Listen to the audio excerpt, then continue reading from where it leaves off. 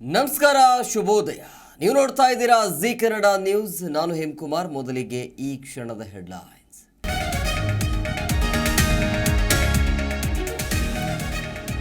ಹೊಸ ವೇಷ ಧರಿಸಿ ಮತ್ತೆ ಬಂದ ಕೊರೋನಾ ಮಹಾಮಾರಿ. ಉಸಿರುವಳ್ಳಿ ಆರ್ಭಟಕ್ಕೆ ನಿನ್ನೆ ಒಂದೇ ದಿನ 3 ಬಲಿ. ರಾಜ್ಯದ ಗಡಿ ಜಿಲ್ಲೆಯಲ್ಲಿ ಹೆಚ್ಚಿದ ಭದ್ರತೆ.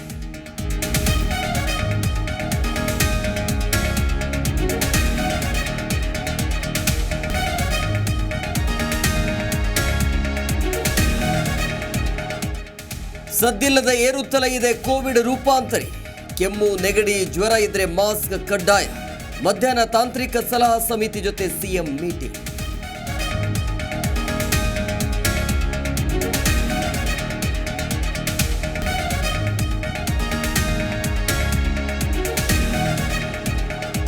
ಕಾಂಗ್ರೆಸ್ನಲ್ಲಿ ಮುಗಿಯದ ನಿಗಮ ಆಯ್ಕೆ ಕಸರತ್ತು.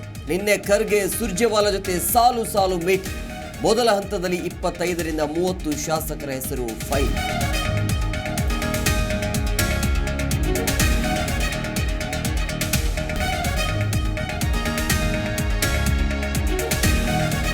ಕಾಂಗ್ರೆಸ್ನ ಮತ್ತೊಂದು ಗ್ಯಾರಂಟಿ ಜಾರಿಗೆ ಮುಹೂರ್ತ ಫಿಕ್ಸ್. ವಿಧಾನಸೌಧದಲ್ಲಿ ಶರಣ್ ಪ್ರಕಾಶ್ ಪಾಟೀಲ್ ಸುದ್ದಿಗೋಷ್ಠಿ. ಡಿಸೆಂಬರ್ ಕೊನೆಯ ವಾರದಲ್ಲಿ ನೋಂದಣಿ ಆರಂಭ ಸಾಧ್ಯತೆ.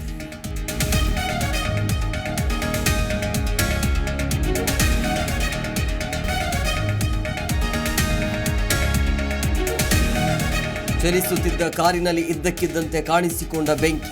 ಪ್ರಾಣಾಪಾಯದಿಂದ ಪಾರಾದ ವಕೀಲರ ಕುಟುಂಬ. ಯಲಹಂಕ ರಸ್ತೆ ಮಾರಸಂದ್ರ ಬಳಿ ಅವಘಡ.